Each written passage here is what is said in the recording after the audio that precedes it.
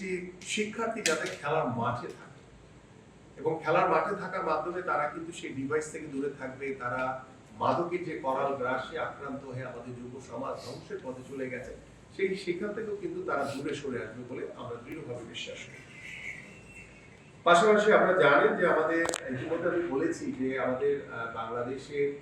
ঢাকা যে মানে সাভারে অবস্থিত যে বিকেএসপি রয়েছে, সেই বিকেএসপিতে আমাদের আসলে সবাই দেখা যায় সেই বিকেএসপি কেন্দ্রিক হয়ে যায়, সারা বাংলাদেশ থেকে সবাই সেই বিকেএসপিতে ভর্তি হতে চায়। তো সেটিকে আমরা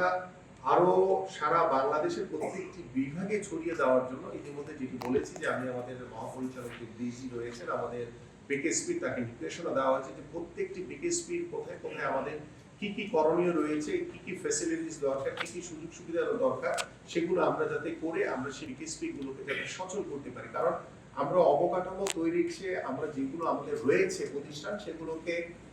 যদি বলি এক কথা যে ঘষা মাজা করে কিভাবে সচল করা যায় সেদিকে আমরা বেশি মনোযোগী হচ্ছি।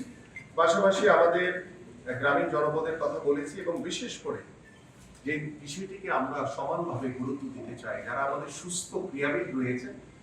তাদের পাশাপাশি আমরা আমাদের যারা বিশেষ চাহিদা সম্পন্ন আমাদের ক্রীড়াবিদ রয়েছে, আমাদের প্রতিবন্ধীরা রয়েছেন, তাদের সাথে ইতিমধ্যে আমরা একটি মত বিনিময় সভা করেছি এবং তাদের মাধ্যমে আমরা আশা করি যে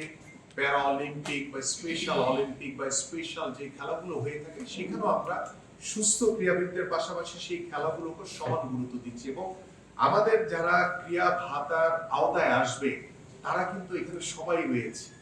আমরা সুস্থ ক্রীড়াবিদদেরকেও রাখছি, যারা প্রতিবন্ধী, যারা বিশেষ চাহিদা সম্পন্ন ক্রীড়াবিদ রয়েছেন তাদেরকেও কিন্তু সমান গুরুত্ব দিয়ে এবং সবাইকে কিন্তু সমান অনুদান আমরা বা সমান ক্রিয়া ভাতা এটা প্রদান করা হবে। আমাদের মাননীয় প্রধানমন্ত্রী ইনশাআল্লাহ আগামী 30শে মার্চ সকাল 10টায় তিনি আনুষ্ঠানিকভাবে এই কার্যক্রম উদ্বোধন করবেন এবং এই কার্যক্রম উদ্বোধনের জন্য আমরা চাই যে আপনাদের সকলের সহযোগিতা আমি আশা করি। কারণ আপনাদের সাথে আমার অ্যাজ এ স্পোর্টসম্যান হিসেবে, ফুটবলার হিসেবে দীর্ঘদিন আপনাদের সাথে পথ চলেছি সেই ছোটবেলা থেকে এবং আপনারাও দীর্ঘদিন ধরে এখন অনেকেই অনেক নতুন মুখ রয়েছেন এবং অনেক পুরাতন মুখ যারা এখানে আজকে উপস্থিত রয়েছেন। আমি আশা করি আমাদের মাননীয় প্রধানমন্ত্রী যে লক্ষ্য, যে উদ্দেশ্য নিয়ে আগামীর স্পোর্টসকে কিভাবে তিনি সর্বোচ্চ গুরুত্ব দিয়েছেন তার ইতিমধ্যে কিছুটা প্রমাণ কিন্তু আপনারা পেয়েছেন যে গত 26শে মার্চ হঠাৎ করেই তিনি আমাদের স্বাধীনতা দিবস উপলক্ষে যে একটি প্রীতি ফুটবল ম্যাচ